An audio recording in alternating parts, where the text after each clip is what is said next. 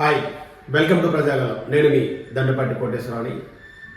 ఒక తల్లి బాధని, ఒక అన్న బాధని, అంటే ఒక తమ్ముడు బాధని తల్లి ఎలా అర్థం చేసుకుందని అన్న చెప్పడం అంటే, ప్రజారాజ్యం పార్టీ పెట్టి ఆ పార్టీలో పవన్ కళ్యాణ్ ఎంతో సేవ చేశారు. అలాంటిది సినిమాల్లోకి ఇష్టం లేకున్నా వచ్చాడు, కానీ రాజకీయాల్లోకి ఇష్టపూర్వకంగా వచ్చాడు. అలాంటి వ్యక్తిని మా తమ్ముడు బాధపడుతుంది చూడలేకపోతున్నాం, అందుకే పవన్ కళ్యాణ్కి మీరందరూ ఓటేసి గెలిపిస్తారని, కూటమి అభ్యర్థులు గెలిపిస్తారని చిరంజీవి చెప్పడం, నిజంగా పవన్ కళ్యాణ్ ఏం ఆశించి చేస్తున్నారనేది పిఠాపురం ప్రజలకే కాదు, ఆంధ్రప్రదేశ్ రాజకీయాల్లో కూడా ఆలోచించాలి. ఎంతో శక్తితో ఈ యొక్క కష్టకాలంలో కూడా ఆయన సొంత డబ్బులు వెచ్చించి ప్రజలకు ఎంతో సేవ చేస్తున్నారు. అలాంటి పవన్ కళ్యాణ్ గెలిపించమని మెగాస్టార్ చిరంజీవి గారు చెప్పడం, పిఠాపురం వాసులకి, ప్రజలకి, అందరికీ మరొకసారి అంటే ఇక్కడ చెప్పాల్సింది, ముద్రగడ పద్మనాభం గారు చాలా తప్పు మాటలు మాట్లాడారని వాళ్ళ కూతురు చెప్పడం జరిగింది. అలాంటిది చిరంజీవి గారు ద్వారా ఈరోజు వంగాగీత ఆ రోజు ఎమ్మెల్యేగా గెలిచిన వంగాగీత కూడా ఏం సమాధానం చెప్తుందో చిరంజీవి గారు మాటల మీద ఒకసారి వినండి. కొణిదెల పవన్ కళ్యాణ్ అమ్మ కడుపున ఆఖరివాడిగా పుట్టిన, అందరికీ మంచి చేయాలి, మేలు జరగాలి అనే విషయంలో ముందువాడుగా ఉంటాడు.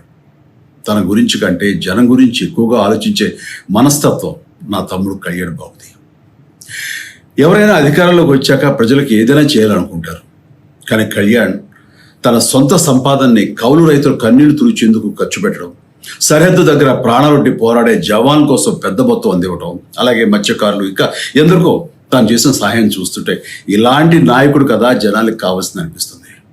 ఒక రకంగా చెప్పాలంటే సినిమాలోకి తను బలవంతంగా వచ్చాడు, రాజకీయాల్లో మాత్రం ఇష్టంతోనే వచ్చాడు. ఏ తల్లికైనా తన కొడుకు కష్టపడుతుంటే గుండె తరుక్కుపోతుంది. అలాగే ఏ అన్నకైనా తన తమ్ముడు అనవసరంగా మాటలు పడుతుంటే బాధ వేస్తుంది. అలా బాధపడుతున్న నా తల్లికి ఈ అన్నయ్యగా ఒక మాట చెప్పాను, నీ కొడుకు ఎంతోమంది తల్లుల కోసం, వాళ్ళ బిడ్డల భవిష్యత్తు కోసం చేసే యుద్ధం అమ్మా ఇది. మన బాధ కంటే అది ఎంతో గొప్పది అన్నాను. అన్యాయాన్ని ఎదిరించకుండా మౌనంగా ఉండే మంచివాళ్ల వల్లనే ప్రజాస్వామ్యం మరింత నష్టం అని నమ్మి జనం కోసం జన సైనికుడయ్యాడు. తాను బలంగా నమ్మిన సిద్ధాంతం కోసం తన జీవితం రాజకీయాల్లోకి అంకితం చేసిన శక్తిశాలి పవన్ కళ్యాణ్.